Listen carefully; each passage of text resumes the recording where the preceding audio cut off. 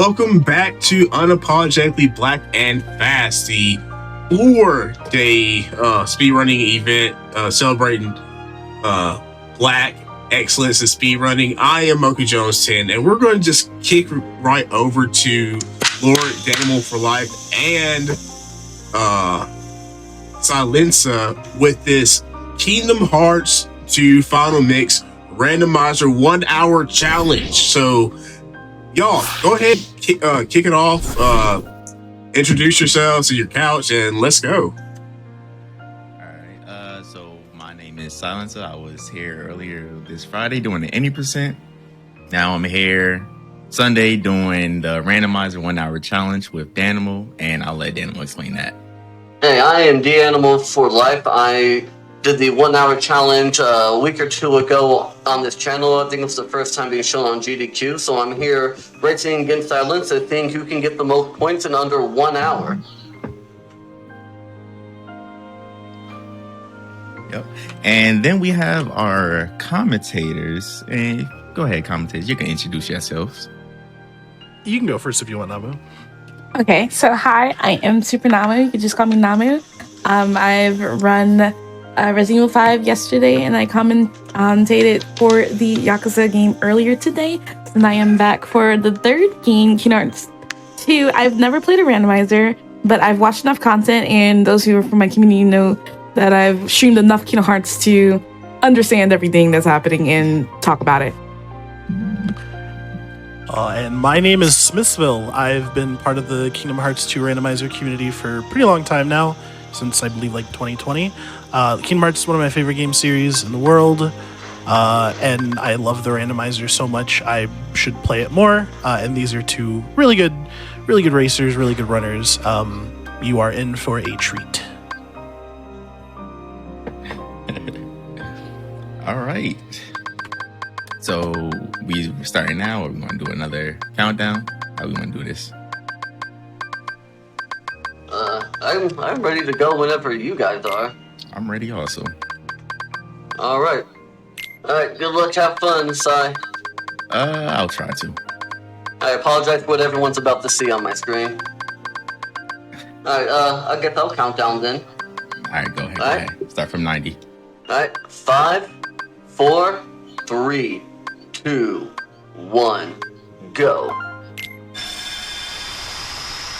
All right, and it looks like we are kicking it off. Great. All right, so if you have any questions about anything, please post them in the chat, but we will try to be as descriptive as possible. So this is the hour challenge for the Kingdom Hearts 2 randomizer. Essentially, you're trying to get the highest score you possibly can in 1 hour. Essentially, what the racers are going to do is try to maximize their point gain through getting what are the important checks of the game, that being the proofs in order to go to the final fights, or even unlocking the way of the promise charm to allow them to go through the terminal in the middle of the Garden of Assemblage. The racers also have 7 different objectives. They only have to complete 5 of them in order to be able to go through the console in the middle. I don't have them up on the screen, but I can read them off to you what they are. Defeating Lingering Will's replacement, and I'll get into what replacements are in a little bit because we see random enemies. Decoy presence, creating the decoy presence, completing Phil's training, threshold replacement, reaching the end of Cavern of Remembrance, defeating Syx's data replacement, and defeating the Elemental Lord's replacement. So what are replacements? This is the boss enemy randomizer as well. So in any sort of forced fight where Sora is fighting any enemies, as well as in the overworld, there is a replacement effect going on, changing the enemies that you would normally see maybe in other worlds that you would normally see here. For those of you that played the game casually, you probably remember some of the things here, like the monkeys, the aerial knockers, the like big old beasts that run around. Well, they've been changed a little bit. So you might see something from some of the other worlds. And essentially, it can be easier in some fights, or it can be harder in some fights. The thing to look for is what shadows are replaced with, because shadows are the bread and butter of the Kingdom Hearts series. So as we're going through the world, you see in the tracker on each of the players, certain items are popping up. For Danimal, he found Second Chance and what looks like to be a baseball and a bat. That's the Chicken Little summon. So he's already down finding 2 important checks. And the points on each of the worlds determines how many items potentially are in there based on their overall cost, or how much they're worth. The rough estimate for how much each thing is a report. So the Ansem reports are 3 points apiece. Proofs are worth 15. Forms are 9. Magic is 7. Money pouches are 7. Each individual summon is 5. Completing an entire world, so basically pink portaling the world in the garden, is worth 10. And then each form level is also worth 3 points. There's also a ton of other points too. A lot of things you can get for doing as much as you can as fast as possible. We can already see with Pride Lands is already popping off. Danimal's already picked up a secret report telling us that the world of, the last world has magnet elements, and Stark has become Hercules. So whenever either of them go to the Tron world, instead of fighting Stark, it'll actually be Hercules there. Yep. So that is the boss replacement 2. Each boss is worth a set amount of points. And then sometimes their arena can have an effect on the number of points too. Everything is pretty much tracked, or at least 90% of it's tracked. There is some manual tracking that the players or us can keep in mind as they complete them. Just little smaller objectives. Some of them are on the way to completing their Jiminy Journal objectives, so they'll probably just do them organically.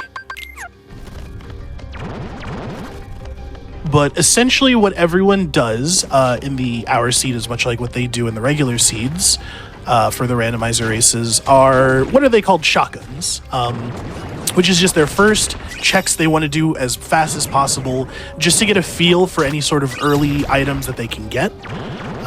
Land of Dragons usually being a fast one. Halloween Town, Pride Lands is usually always the general start, especially when Pride Lands is a large number. But you can see that the number in Pride Lands turned blue, meaning that Pride Lands is done. There's no other additional incentives outside of the pop-ups and bosses you can get from there. Yeah. So when looking at starting a randomizer, in your opinion, what's like the best world to start off with?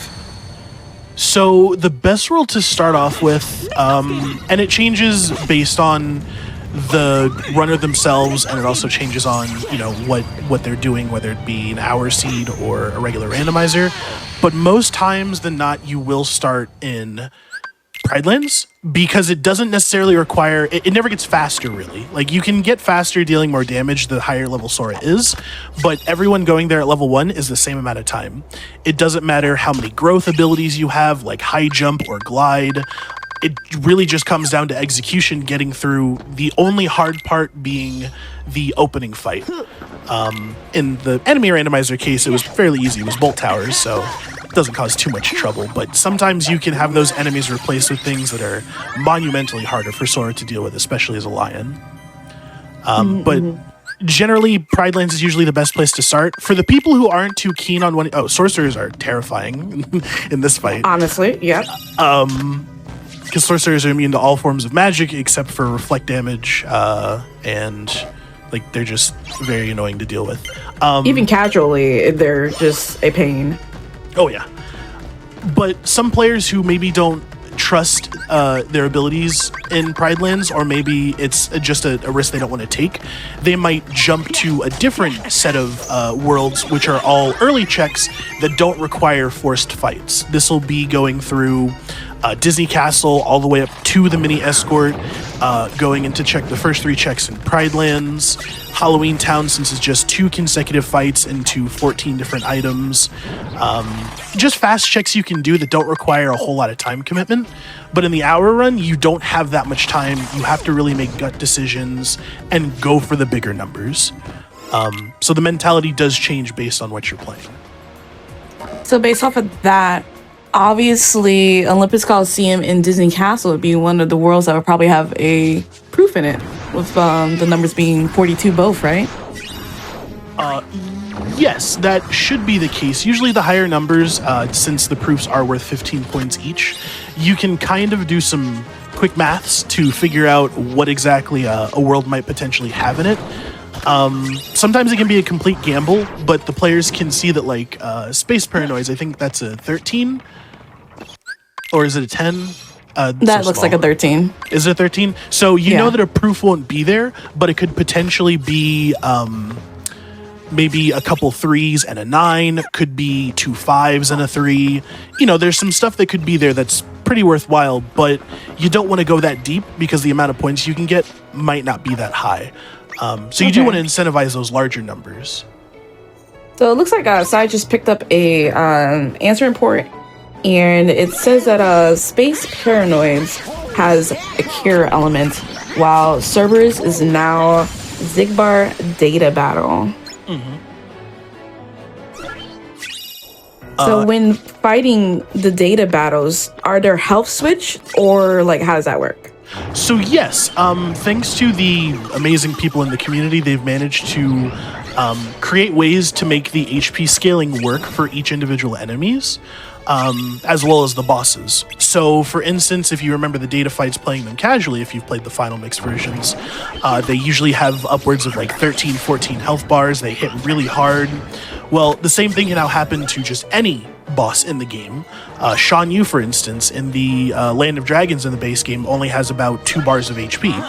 You saw him pop up in what is Data Roxas's arena, which I'll explain in a second, or Data Axel's arena, I apologize. And there he had basically the same amount of HP that Data Axel would have. And that fight's even more deadly because of Interceptor, not Interceptor, I forget what his Hawk's name is. He's quite the terrifying aspect to any fight in the high level world.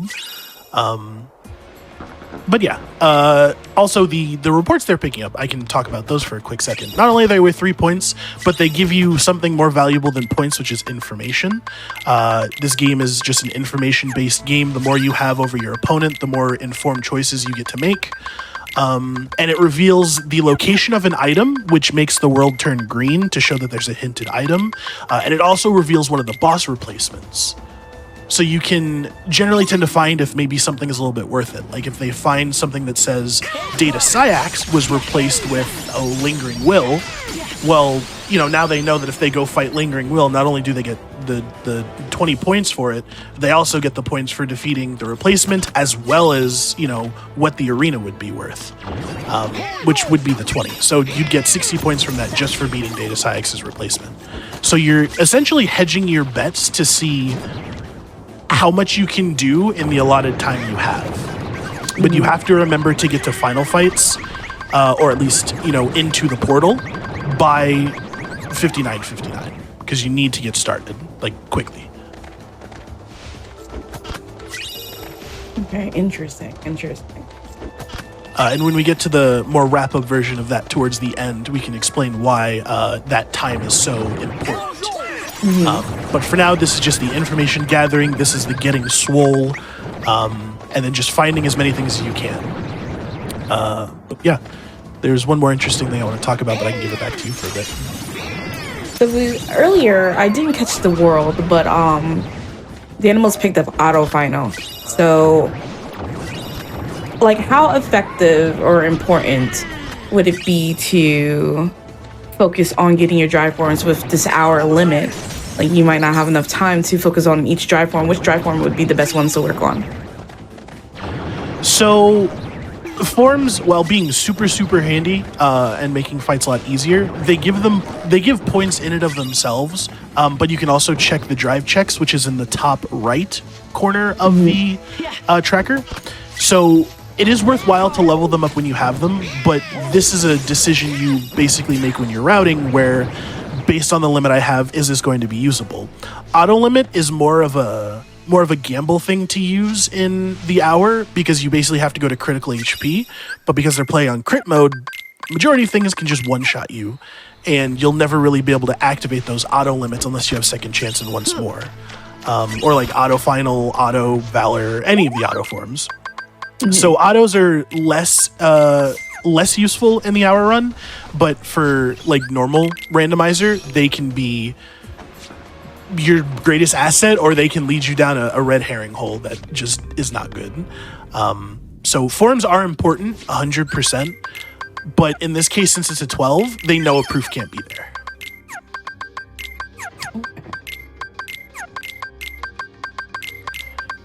Another thing too, some maybe keen-eyed viewers will notice about the chests. Some of the chests are different colored than others. Now, normally that's based on the world. Twilight Town has red chests. Beast Castle has rose filigree on their chests.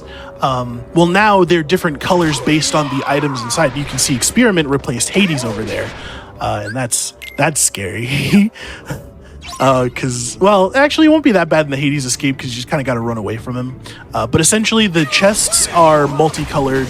Black chests, or the darker colored ones, usually have healing items or maybe like drive recoveries.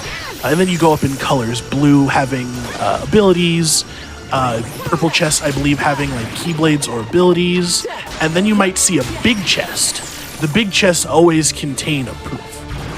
So you kind of can jump scare yourself where it's like, oh, a big chest, means the proof's in there. And they're basically like a Christmas present, so it's always good to find the large chests. So you can now make more decisions about, do I want to save time by not getting a chest? Or maybe I might find, like a drive recovery to help me out with something. And Gambler's taking down Psy over there. Ooh, very unfortunate. Yep. So essentially dying in the hour challenge really eats a lot of time, especially at certain moments. For this one, the Hades escape, because when you die, you go all the way back down to the bottom. You have to go all the way back up to the top. You then have to do the escape again. So the more you die to the bottom part of the escape, the worse it gets. Now, since their replacement was Experiment, realistically, they can just run away from him. They're not going to catch up to him. He's not going to attack them in any way, shape, or form. So you don't really have to worry about it at all. But maybe a more faster moving enemy, or one that teleports to you, like Marluxia or Lingering Will, that can cause a problem. Where now you have to not only survive, but run away from them. Mm-hmm. You saw on Danimal's side, past Pete was replaced by Demix. But it didn't seem like he survived the fight, though, unfortunately. My guess was that it was Data Demix. Okay. If it was normal Demix, it's not too hard of a fight. However, if it was Data, then he hits a little bit harder. He has the gimmick with the 100 clones at the end of the fight. And if you don't have Final Form or Wisdom Form, it can be kind of a messy affair. So if it was Data, then it's probably a good reason to stand to avoid that fight for a while. Also, Disease Castle is only an 11, so again, no proof can really be there. Yeah. Psy, I can see, is actually hard pushing Olympus Coliseum, which is really good because it was such a high number. So there's probably a lot of good things you can find here. So Zigbar replaced Cerberus, but I believe they had that information, or no, I think Danimal had that information. Yeah, we saw it earlier, but I can't remember. It was Data Zigbar, I believe. Okay. I want to say it was Data Zigbar. I think it was Data Zigbar replaced Cerberus.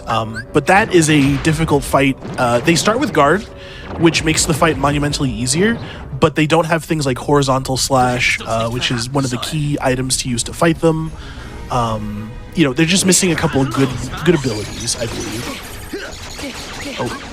And here, it's Data. So usually the Data opens up with the room transition, I believe. In most cases, it's just a simple room transition. It's nothing too major. But in his official arena, the changes can be, making holes in the floor or putting up walls and making himself go far away. Mm-hmm. Also, the other hard thing about the Data fight is the bullets shoot incredibly fast, and there is no reload animation. Normally, after 3 volleys, he'll reload. But in this case, he's not going to reload, so you have to stagger him by reflecting 3 entire volleys, or it's like a certain number of shots back at him, and it stuns him for a hot minute. on Danimal's side, instead of the what is it, Thresholder? Or Yep, I'm not sure Thresholder. the name. Yeah, he got SyiLenSa now. I don't think it's data SyiLenSa though. So you can tell which one it is based on what they do in the beginning of the fight. Normal SyiLenSa charges in the beginning, whereas I believe data starts in it. It's been a hot minute since I've done it. I didn't catch the opening move, so Yeah, but I might have also mixed those up. I'm not 100% sure. Either way, both SyiLenSa fights are usually similar to each other. Oh, because of how fast it's going up, it looks like it's data. okay. But you can essentially get him into a loop by hitting what is his revenge value, causing him to force retaliate, and then you can just keep him stunned for basically infinitum. And this is his DM. Everyone is terrified of this DM, including myself. Absolutely. His desperation move basically makes him doing a certain number of attacks, -1 for each subsequent one, and he'll chuck his claymore at you. He stops to charge up again, so you basically have to knock him out of it, and summoning Stitch here is pretty funny, especially when you're on low HP, but it can be a liability. So we're just trying to kill him here. Oh, but he's probably good dead. Yep, he's dead. Good. So not only does he get the points for completing Thresholder's replacement, because this was, I believe because it was a data, he should get more points for it than normal. And you can see their point tallies on the side. And this is also one of the 5 objectives that they need to do in order to get to the ending. Getting through the ending without having to do the final fights or scaling the world that never was. So it is worthwhile because scaling up World That Never Was, while it does offer you a lot of points, it's a huge time commitment. But now we're just going through the underground area on Danimal's side, and it looks like Sai is pulling up as well, fighting SyiLenSa. Chat said that was normal SyiLenSa. Was it normal SyiLenSa? Cool. I literally can never good. tell the difference between the two of them. Thank you for the save. Oh, it looks like another secret answer report is picked up on Danimal's side. So Agrabah has a cure element, and now Barbosa is the Thresholder.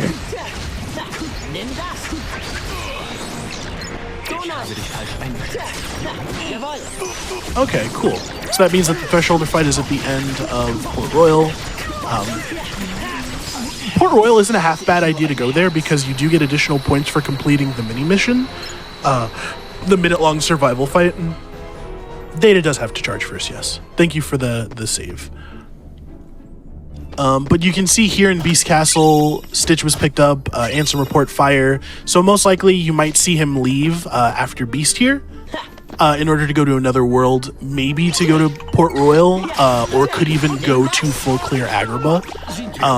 Because again, getting the 2 fights in the Blizzard Lord and Volcano Lord is never half bad. But Hollow Bastion also seems to be pretty low. So essentially you'll start to figure out where these proofs probably are just by going through it. Yes, everyone wave to Bingus every time you see him.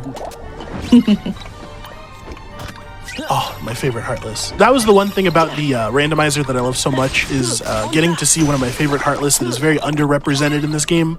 That being Tornado the Step? Tornado Step. It's my favorite Heartless, always has been since Chain of Memories. And I hate that I never get to see it in more worlds. Like, sometimes I would make my boss enemy randomizer just make Shadows Tornado Steps because they're so cute. And I love their so reaction. Frustrating to fight though in Chain of Memories. Oh yeah. Oh yeah. Them and the plant. I don't remember the plants' names, but the ones that show up in Wonderland and Chain of Memories. Creeper plants. Those 2 were so aggravating for me to fight in Chain of Memories. Yes. Chain of Memories introduced a lot of my favorite Heartless. And I'm glad that I get to see them more and more. So yeah, we're getting to see the full clear of Agrabah, hopefully, or at least up to Treasure Room. You know, the prospect of getting a reward for doing a bunch more stuff. Once more, that's a good pickup. Okay. Also, Secret Report says that Hollow Bastion has Master Form. Now, the other part of it says Larxians become Cerberus in the Coliseum Cups. Is that like worthwhile doing the cups? So yes, because there could be a replacement of an enemy in there that might be on your little bingo card, if you will. But I'm not 100% sure how necessary cups are. You do start with the cup, which allows you to do all 4 of them. So it is something you can do, but I never really see many people do it. Sans the people who are wholly devoted to their cups. They will do them at any opportunity they can.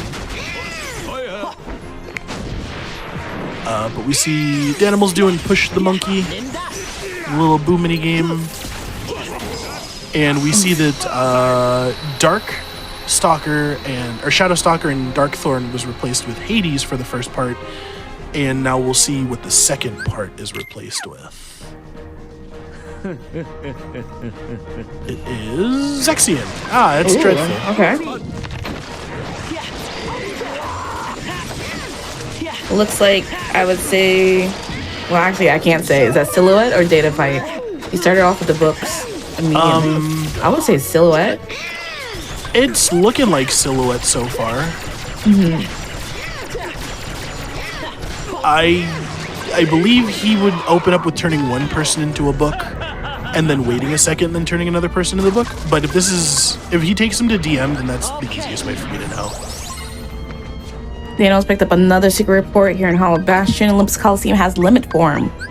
It looks like absent Silhouette. It's not moving as fast. Okay. That's my definitive way to know is how fast is that floor moving. But from what it looked like, it wasn't. But it is Data Zexion. For some reason, it does like to put datas in a lot of these places. Very unfortunate. Yeah, it seemed kind of odd that he was putting everyone into books so quickly, because I believe that's the data shtick. But Zexion is also weak to thunder. It never really comes up much.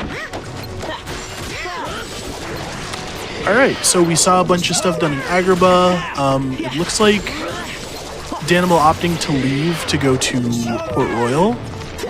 No, going to Space Paranoia. Space Paranoia. For something. But did he get an experience Kira? boost on a Keyblade? I didn't see. But what else could he go to Space Paranoids for? There's a 0. He got an experience boost.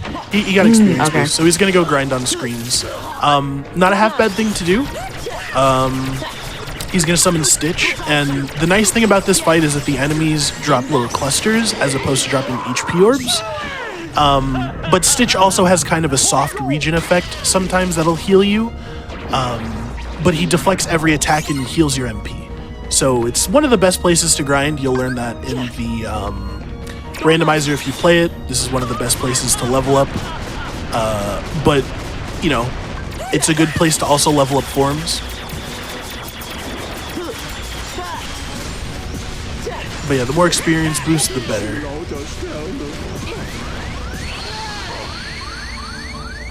So Danimal's basically going to get pretty buff, which is a good thing to do for getting towards the end of the fight. Or at the end of the seed. What's a good level to be at by the end of the seed? If you are a stat person, you're looking to beat what is the floor of the world. Or get to the ceiling of the world. So you essentially want to be above the floor, so you're dealing more damage to the bosses. I'm not the world's greatest at remembering the floors. Someone maybe in chat might be able to answer it. But essentially, I think you're looking for like 54, 56, I think is like a good number. That's probably what you're looking for, is like around the 50s. I think I think Xemnas might be like low 50s, high 40s. Again, I don't really pay attention to that. I'm mostly just like, how comfortable am I to finishing this? And I'm usually pretty good. Okay.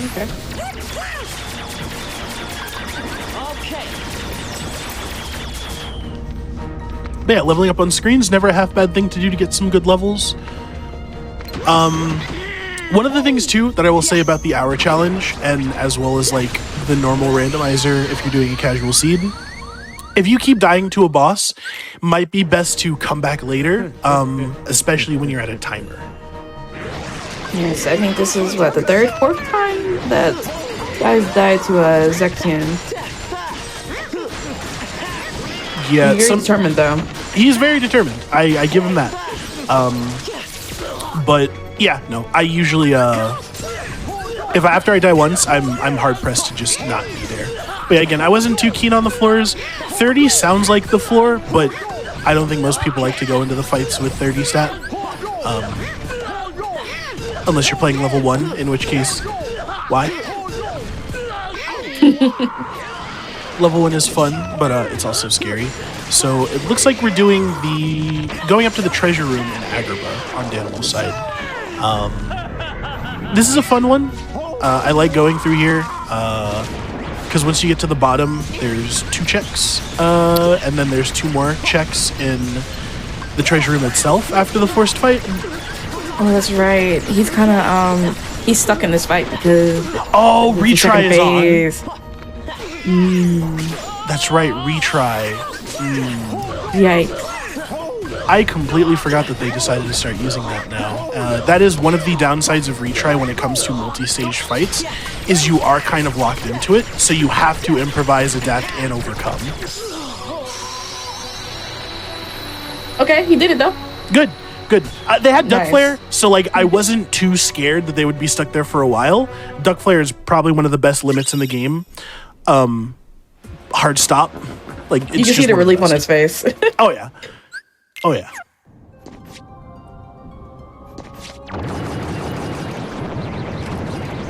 Oh, that's an interesting replacement for Silver Rocks. Probably some Magna- of the most frustrating enemies casually. Yes. And then the Cavern of Remembrance ones are even worse. Yes, indeed. Oh, Stitch is T-posing. I forgot. There are a lot of people in the community that make some pretty funny altercations to the game that are different, like adds modularity to the whole thing, and it's very fun to see some stuff get changed. So this is the double fight.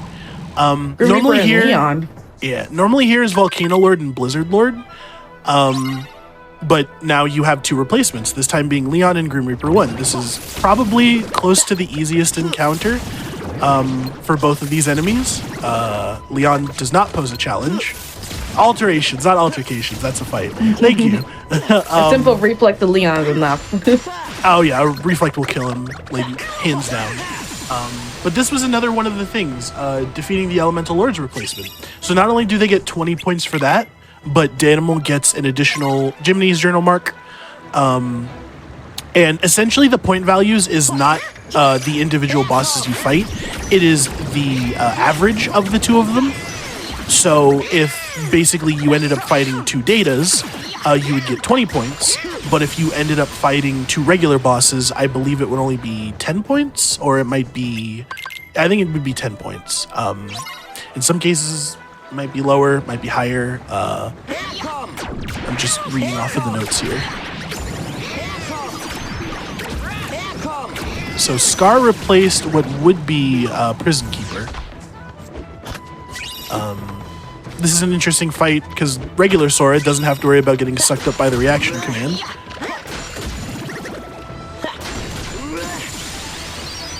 But it looks like we're pushing to Oogie because again, this world is a 22. Proof of Peace. What I completely glossed over the Proof of Peace being an Agrabah. Proof of Peace was an Agrabah, so it was 100% worth points. You get another proof. It's just match made in heaven. Completely missed that, yeah. Yeah, I shouldn't have missed it, but I guess I did. I'm known to miss the pop-up, especially when it comes to the Proof of Peace. That's a long-standing scar that I will talk about maybe in the future. Ooh, so I just picked up Final Form. Yeah, that's gonna be really good. Especially for like clearing the world that never was as quickly as possible for the final fights, because you don't have to worry about doing the 2 engines and the laser fight. It drops you straight into the core, so you get to skip the opening minute of the fight essentially. But also once they get the 3 proofs, not only can they go up the world that never was and open the door when they get to the end, they also have the a set bonus. So you get additional points for completing an entire set. In this case, you get all 3 proofs, you get a set bonus, so it's more additional points.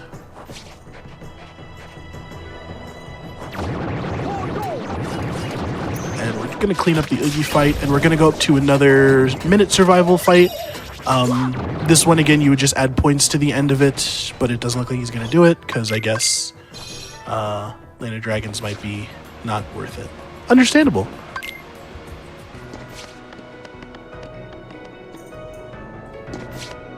And there's proof of connection. So that is all 3 proofs for Danimal. So he is set to go up the world that never was. So now he gets to pivot into, I want to get my Jiminy Journal objectives done.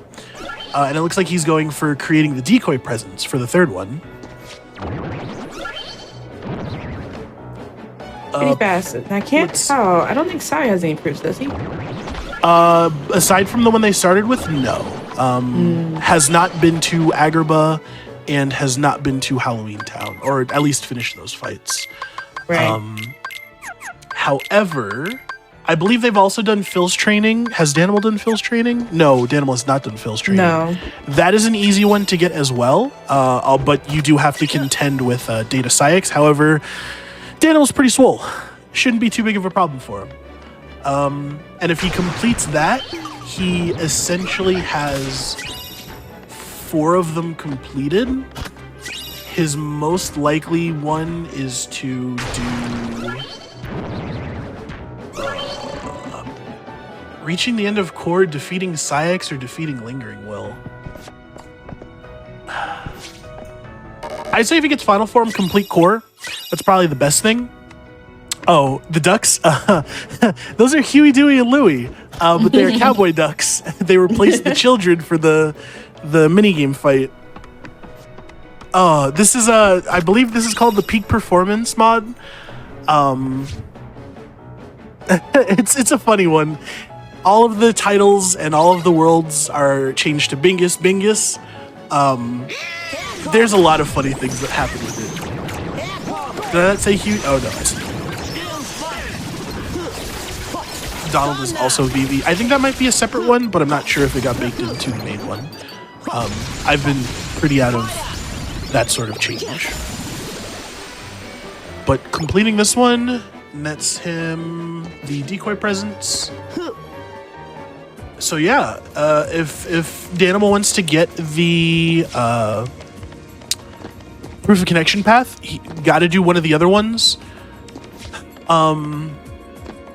My guess would be to reach the end of core. Very high stats, so can get through that perfectly easy. And it looks like Sai is also opting to go through because, again, having final form really makes getting through this place so much easier. Because you can Magnet Thunder essentially all of the enemies, but since they're replaced, they could be completely easy enemies, or they could be absolutely the banes of the earth, like 5 sorcerers. In this case, it's Dragoons, Emerald Blues, and Creepers. So yeah, pretty cool stuff. So Danimal's doing stuff we've already seen before. Gonna try fighting. No, okay, not gonna try fighting. No one fights Experiment. Nobody wants to fight the Hades replacement here, unless it's like Old Pete. Then you just kill him accidentally.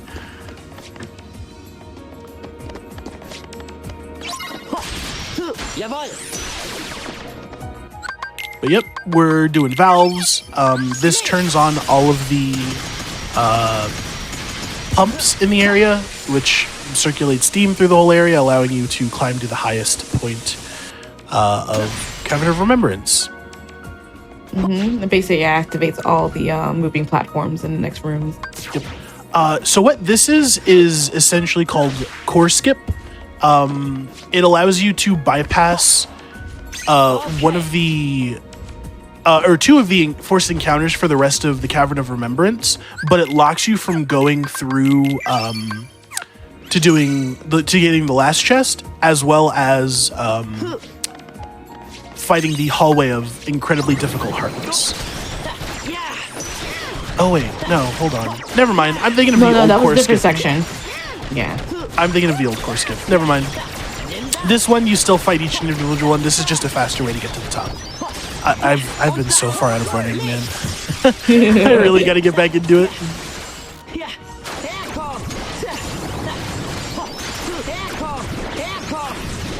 Oh, graveyards. That's a terrifying one. Casually, another very frustrating enemy, as we can see. He just died to that. But you can see over on Danimal's side, even with the crazy stats, Data still hit hard. And Syx still hits fast. Or Xigbar still hits fast. It's still a pain of a fight. I almost want to say they have a Trinity limit, but I could be wrong.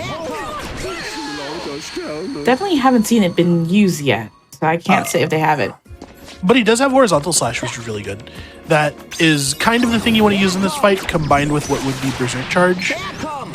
Because that allows Sora to infinitely use Horizontal Slashes to keep him stunned for, well, as long as possible. That's another stun. Okay.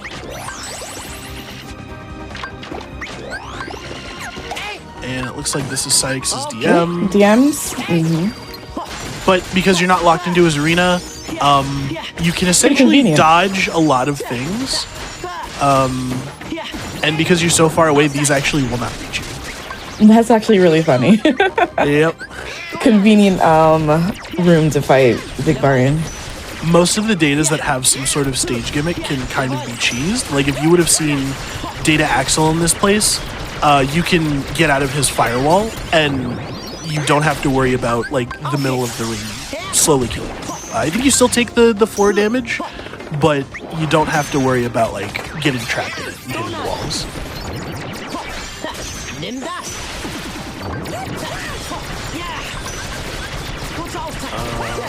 Still doing the second fight in core.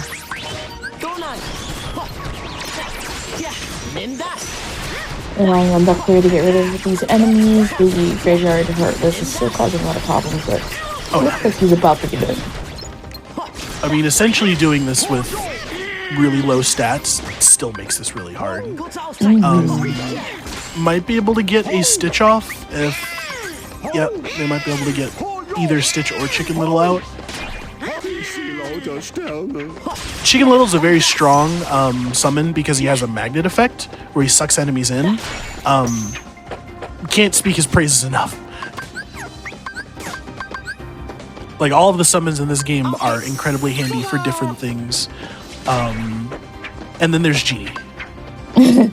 Yeah, honestly, like casually in my first few playthroughs when I was younger, I never relied on the summons. But when I did a level 1 crit run, the amount of summons that I relied on to get through most endgame fights was wild.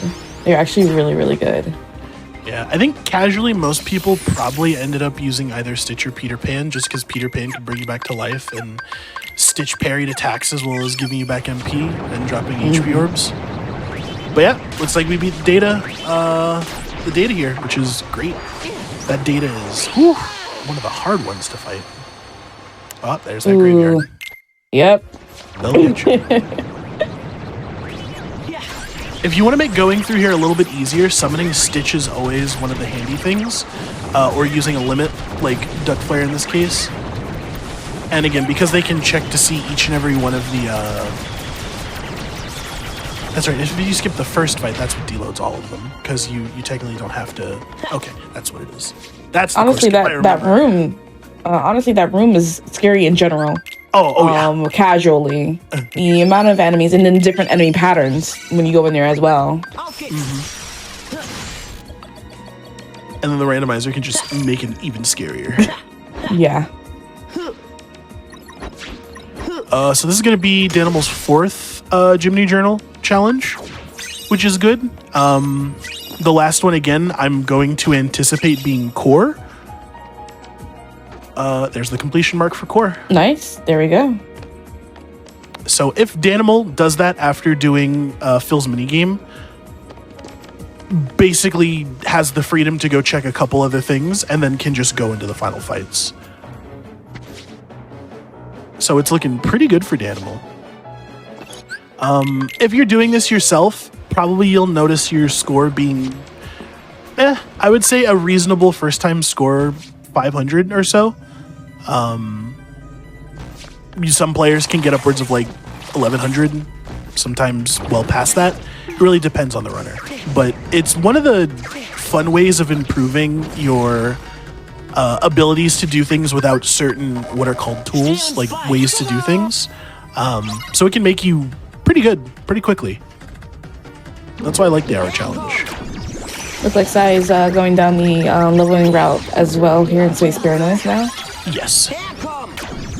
Always a good thing to do to get Sora buff. With Magnet and Explosion and a finishing plus, clears the room pretty fast.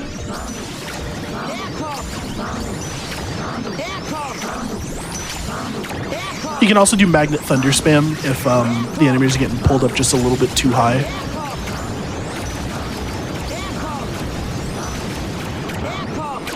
Someone in chat asks, is it basically always recommended to go in at 59.59 because you're trying to max your score and there's no time bonus? So there's not really a time bonus, but I can actually just talk about it now since we are getting to the end.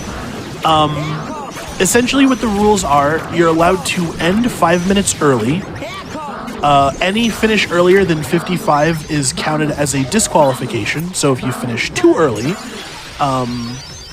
then, you got to be careful with that. You are penalized for every minute past the 1 hour mark. The amount penalized is calculated as an arbitrary number, but essentially you have a little bit of time. Did Walpy mention it? Not always depending on your final fights. Yeah, so you do lose points for it, but again, you want to get into there as soon as you possibly can. I'm looking specifically for more of that information just to get it completely right. But I know there's a certain time you want to enter final fights. Let's see.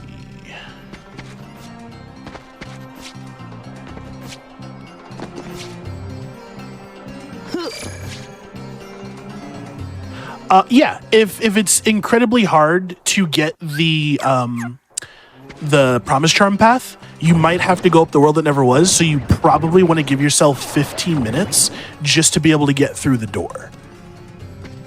Otherwise, you might find it a little bit hard, because you also have to deal with a lot of replacements for the bosses there. So like the first one being Roxas's replacement could hard stuck you, and you just can't pass him. So you might eat more time there. So really, it's one of those things that you have to risk management, essentially.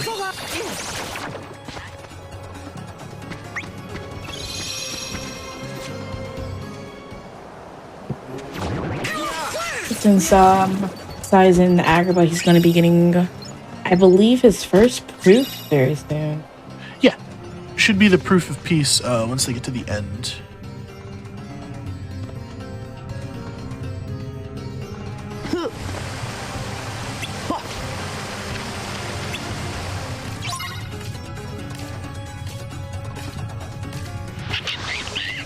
And here we see Danimal going through core as well. Yep, I figured as much. That's the easiest way to get into your ability to get up there.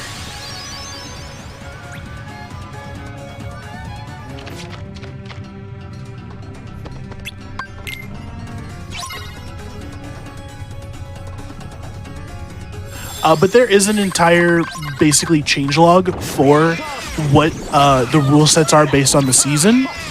But you can also flavor it how you like. Maybe there's a world you specifically don't like to go to. You can turn that off in the randomizer settings. So if you're one of those people who doesn't like going to Simulated Twilight Town, you don't have to go. You can turn it off. Moves the checks to other locations as well. So a lot of customizability in the randomizer. So if you want to check out the Kingdom Hearts randomizer, there's a great setup guide, great setup tutorial. The community itself is always welcoming of new players and new runners. There's tons of active players. Join in, give it a try. get your feet wet. I'm definitely thinking about doing it too. Oh yeah, it's super It fun. looks so fun. Yeah. Because once you get into it, there's other game modes you can play outside of hour runs and doing the normal randomizer seeds. We've come up with a lot of different fun game modes. There's bingo, if you like playing bingo. There's essentially pink portaling a world before you can go to another one. We come up with a lot of goofy rule sets. So for you challenge seekers, there's some pretty fun ones out there.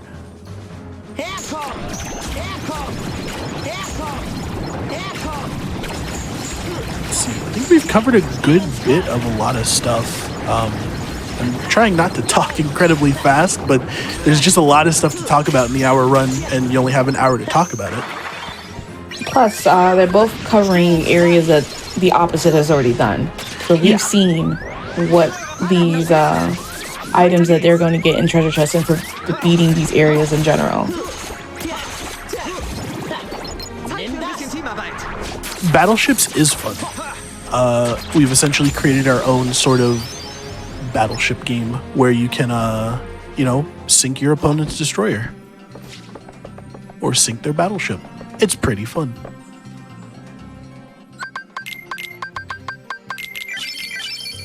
Yep, great customizability for all levels of runner. A lot of people came to the randomizer after, playing the game for so long.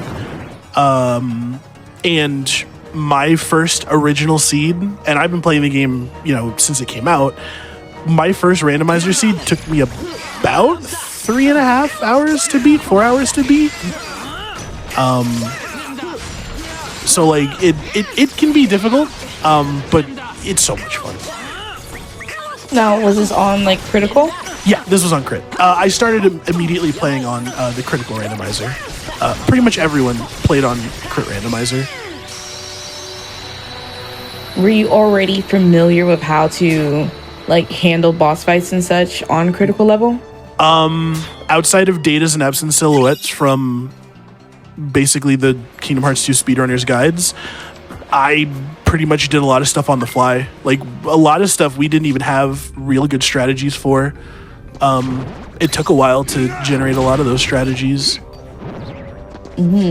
But you eventually get into a comfortability, and then once you do a fight once, the fight's basically the same way over and over with each boss. The variations come in depending on the items you have versus the items you don't have. So maybe you're more used to having that second chance, and once more, well, you might have to do some fights without it. Maybe you like Combo Master. Well, you might not be able to have Combo Master. There's a lot of small caveats and changes. There we go. So that's Danimal's 5th completion mark. Still has like 12 minutes or so before they need to go do their final fights. Again, it drops you into Engine Core. You then proceed to fight 2 boss replacements, and then going into the final Zenders fight, which I believe is also randomized. So yeah, looking to basically coast the rest of the seed for Danimal, get some points, go do some fun stuff. Maybe go do PR. I don't know. Play around in the ships for a little bit.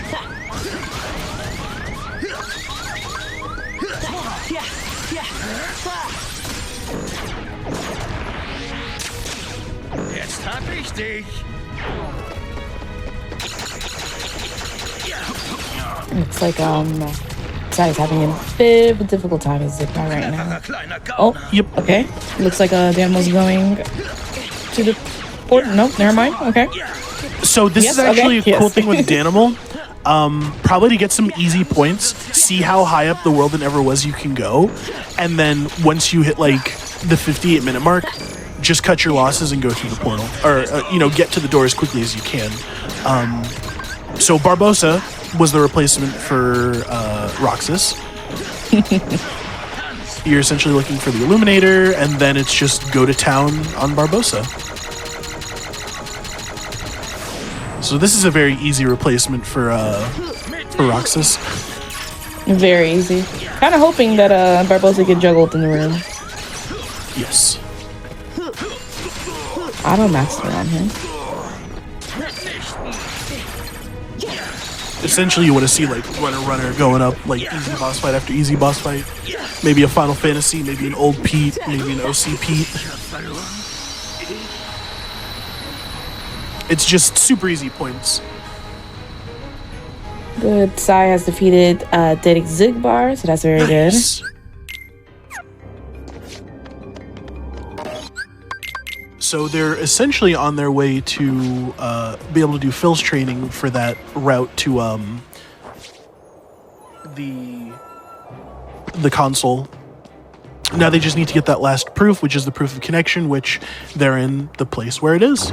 So we should be seeing that soon.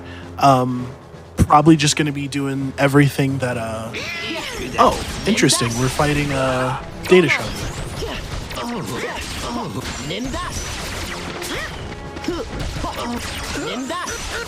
Hayabusa. I remembered the bird's name.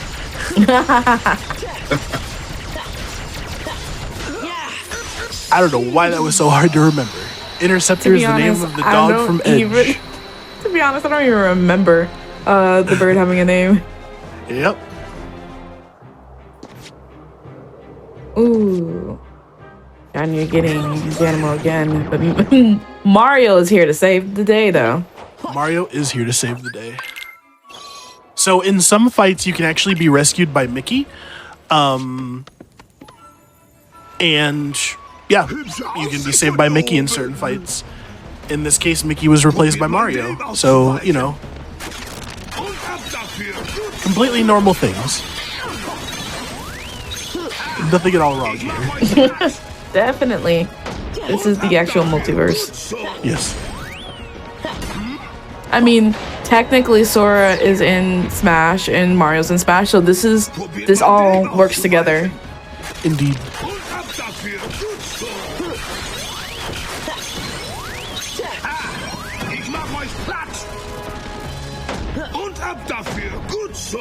But Mickey can be really good help for certain fights, like against Cerberus,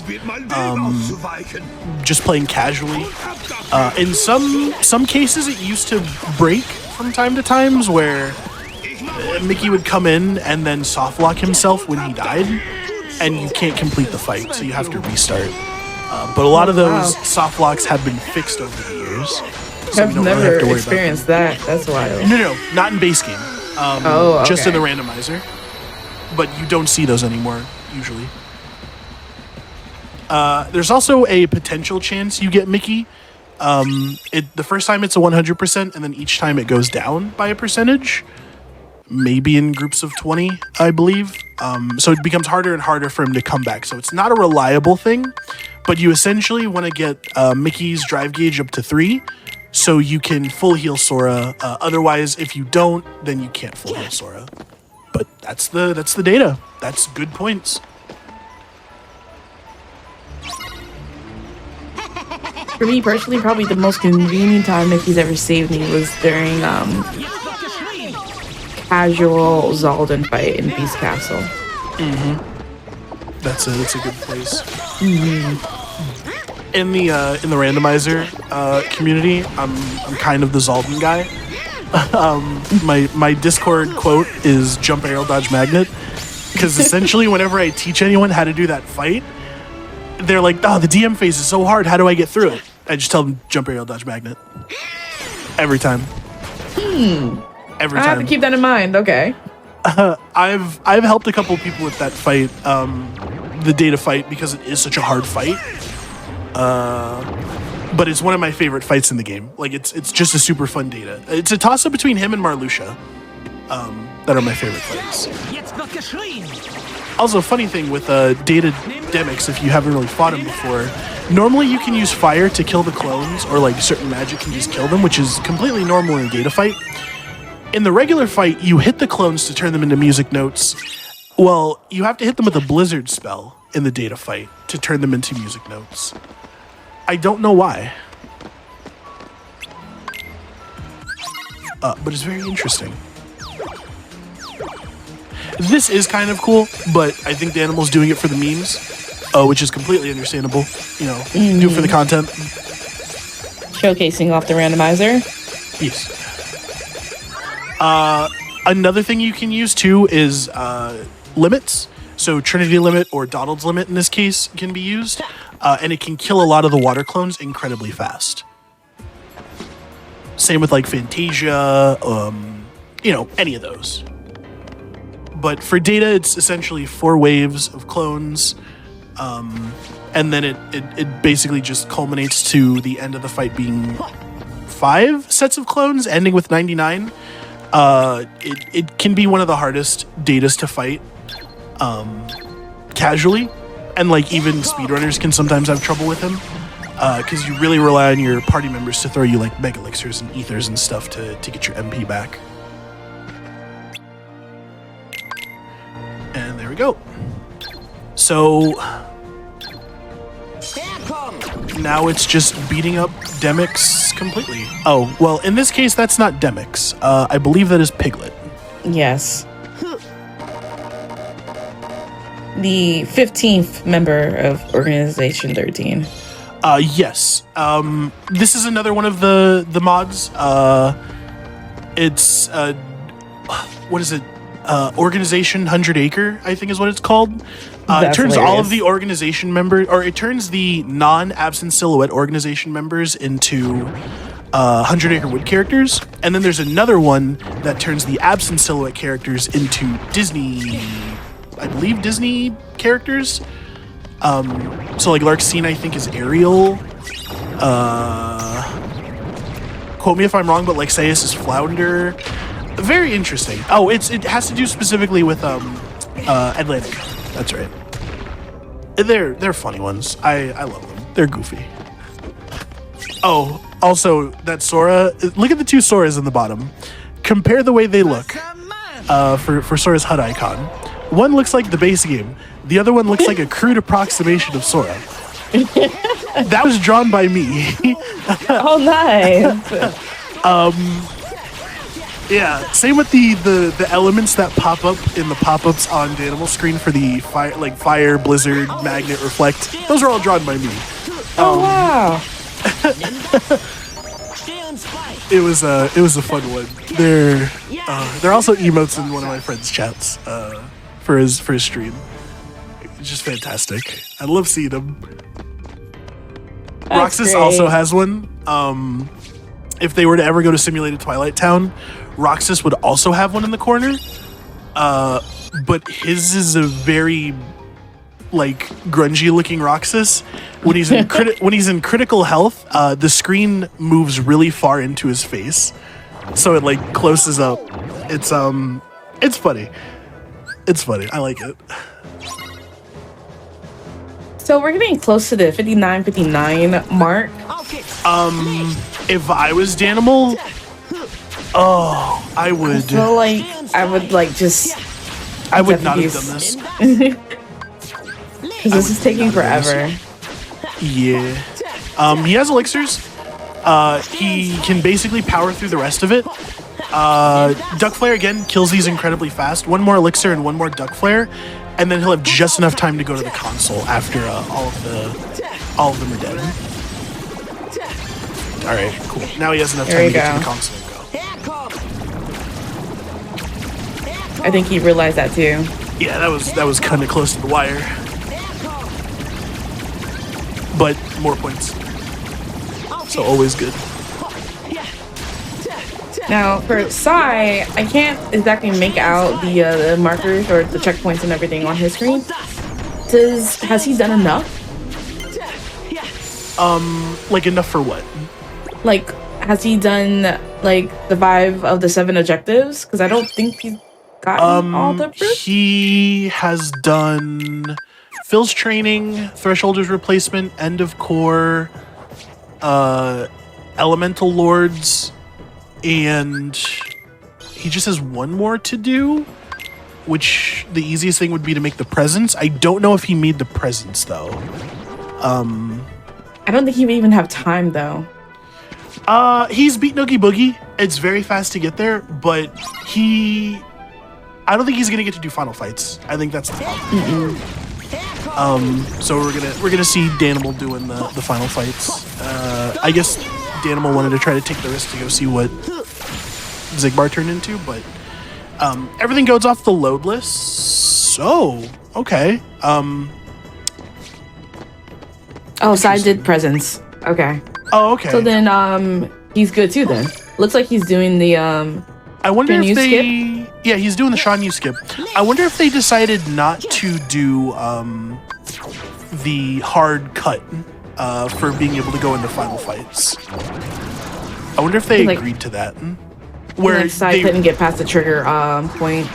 In order to pass the trigger for the boss fight there, what do you need to do? You need to have high jump, master form, and aerial dodge, right? Yes. It doesn't look like he was able to do it though. It is a difficult one. It does require a lot of stuff to get up there. But, you know, there are, like, small limits that you need to get up there. But, yes, Master Form, High Jump, Aerial Dodge, those are the things you want to get up there. Preferably Max makes it the easiest. But it really depends. Okay, so it looks like, all right, cutting it really Danimal's close cutting with the very load close. this time. Cutting it incredibly close with the load this Yes, time. definitely. I was confused about what Danimal was doing just now. Okay, all right, looks like they're both doing it. Whew. All right, Very, very close. so this is the final leg of the race. The culmination of everything you've done to see what your points are going to be at the end. Yeah, this is in the normal randomizer. When you get to this point, this is the make it or break it point. This is what wins you a race, or you lost by just a couple seconds. Oh, already a first easy replacement. Cloud Nice. just going to immediately fold like an omelet. A simple reflect would be enough. Oh yeah. But I feel like Actually, Sai went over OD with the duck flare though. Correct me if I'm wrong, someone in the chat, but I'm pretty sure he actually has a resistance to reflect damage. Oh really? I think Cloud has a resistance to it. I think it's Cloud. I think it's anyone from Final Fantasy VII has resistance to it, or an immunity to Final thunder. Fantasy VII? Just Final Fantasy VII characters. I don't know. It's a really weird thing that I remember, but it might be Mandela effect. I don't know. Again, it's a really easy second replacement being No, OCP. really. That's goofy.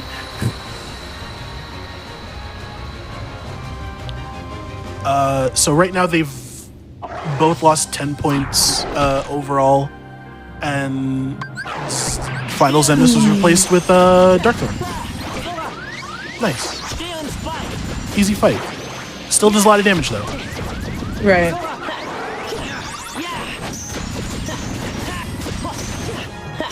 Amazing modified backgrounds on both Final Zenmus rooms. Yep. And Sai has did it. Nice. GG's. Time-wise, he And- is first. We'll know about points afterwards, though. Yep. Because they get to do their manual point additions after beating him. So good. So for manual point adjustments, we're gonna look at the ones that don't get tracked. So they both did the Land of Dragons mission, so that's an extra 15 points. Neither of them went into the throne room. One of them completed a 10-point, completed a minute time fight. And then the objectives they can add up specifically. But I think Danimal, I think you might have the highest amount of points after that.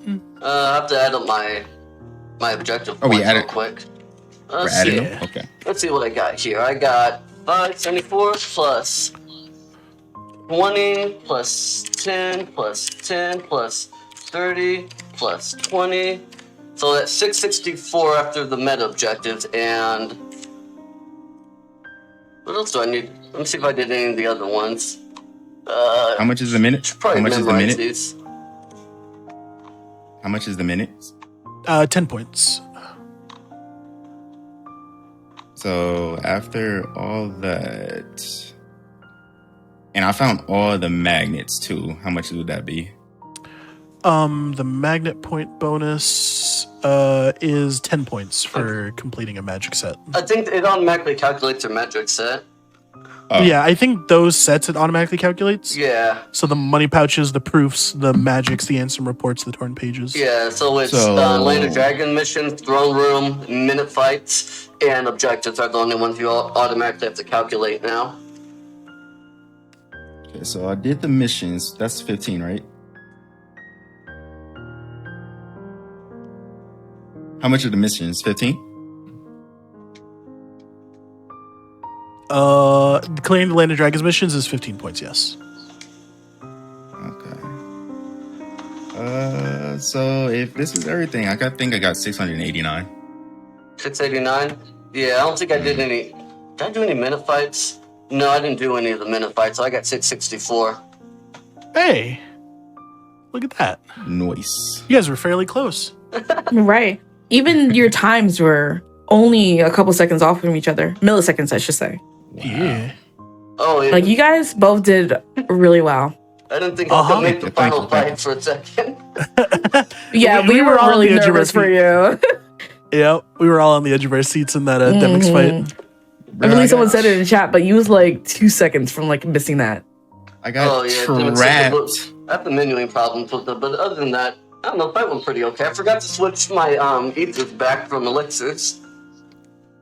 I got trapped with Zexian for like 4 minutes. Yeah. Oh, Yeah. oh, that's the worst. I got trapped with him for 4 minutes, and then when I was making my way up to Zigbar, I was like, "Oh wait, I don't have Donald with me. Why am I putting all this on?"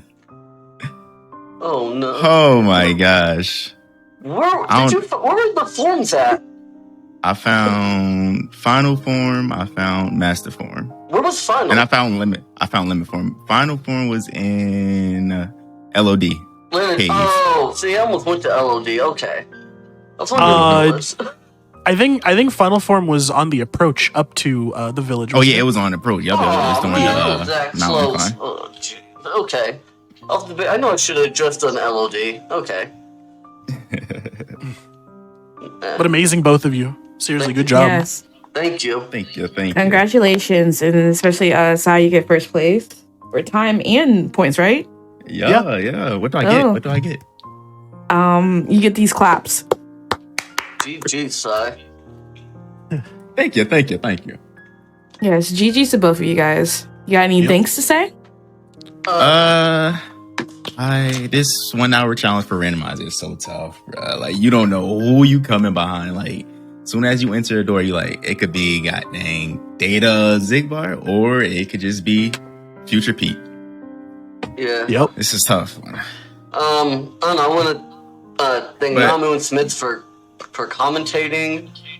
Thank you, PT, for having me on. Thank you, Mocha Jones, for hosting this. Thank everyone in the community for putting this, did all the work to put this all together. I mean, it was such a collaborative effort between a group of like a dozen people just to get all of this up and running. And thank you, Zed, for rolling the seed for me. I appreciate it.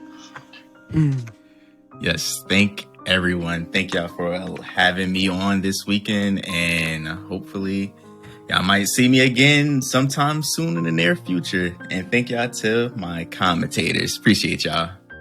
Thank you for inviting us over. It was a pleasure to be here. Oh, gosh. Yes, I had a really great time learning a lot of new things, and Smith, you taught me so much. So it was really enjoyable listening to that. Hit me up when you start up doing randomizer stuff. Send me a message. Say like, hey, I'm going to be doing it. I'll sit in your chat. I'll help you out with some stuff. I don't mind. Oh, definitely. Definitely. Oh boy, that was a rough one. All right. All right. Thank you, guys. Yep. Thank y'all for showcasing this wild 1 hour randomizer. I loved it. Chat loved it. We're like, what's going on? But thank y'all. GG to both y'all. We got one more run tonight, and then I want y'all chat to be thinking about. I want you type in exclamation point schedule, and during this break before Junior Showcase SSX Trilogy, be thinking of what you're gonna be coming here tomorrow to see. Because we have one more day after today. So we're going to step back for a few minutes. And yeah, this is Unapologetically Black and Fast. And we will be back in just a few minutes.